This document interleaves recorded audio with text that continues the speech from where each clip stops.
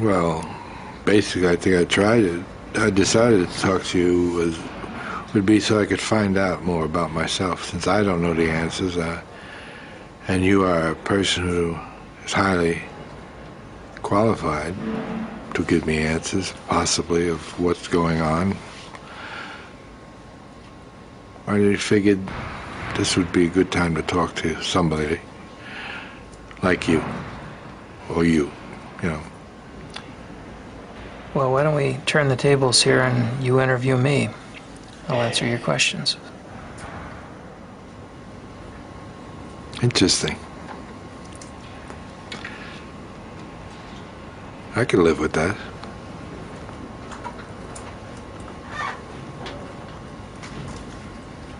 Just so happens I might have a question for you.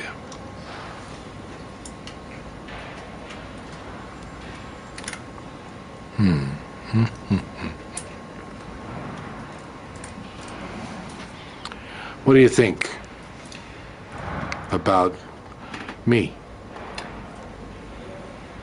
Anything good, bad, or indifferent? Yeah, some of each. The issues about your behavior, I think there are really a couple things to say.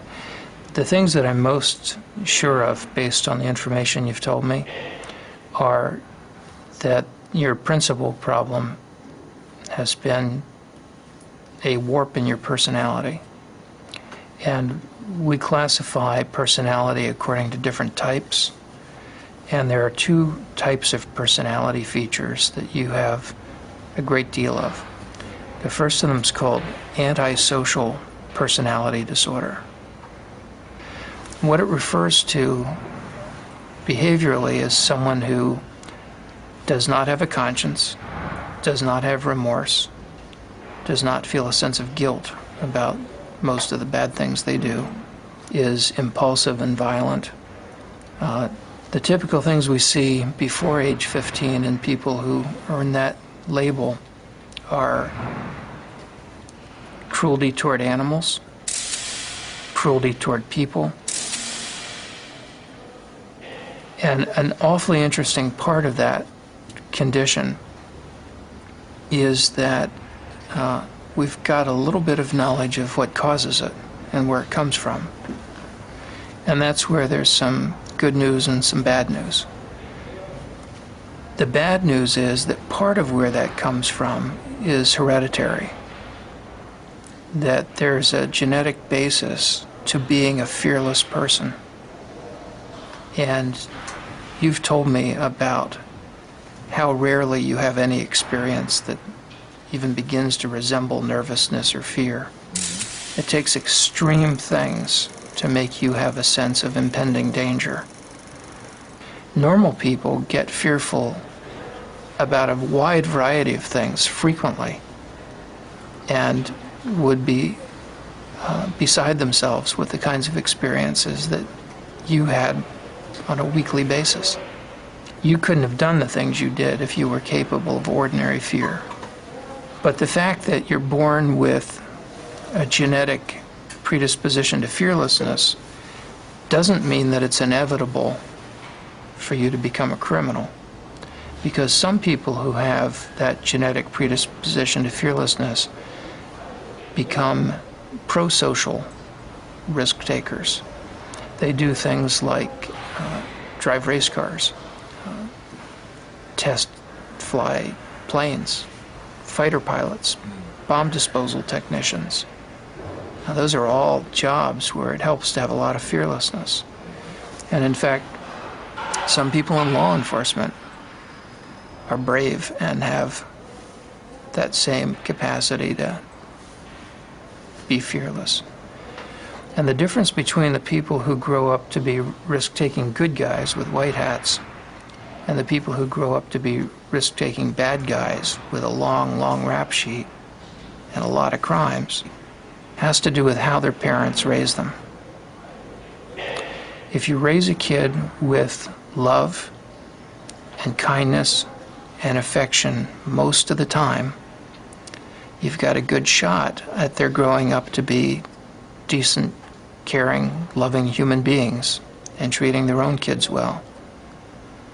But if you raise a kid the way Stanley raised you, with no love, no affection, constant abuse, beatings for no reason, all you teach is hatred. You make it impossible for that child to grow up and form strong attachments and loving, caring relationships, or to be willing to risk themselves to protect the world. So I think you got to be this kind of antisocial, psychopathic person, both by getting Stanley's genes and having Stanley's parenting and your mother's cold, standoffish way of treating you. In other words, that part of you was both born and made. But your own kids and your own grandchildren will turn out according to how you and Barbara raised them, despite whatever genetic influence there may be. You killed more than 200 people. Sure. Yep. Having spoken at length to Iceman Richard Kuklinski about his life as a contract killer, psychiatrist Dr. Park Dietz gives his analysis of what drove Kuklinski to kill so many times without guilt or fear. The other thing that I think is true about you is another personality style, where I think it's fair to say that you've got the features of what we call a paranoid personality disorder. The general rule for someone who is paranoid is to trust no one, let no one get too close to you,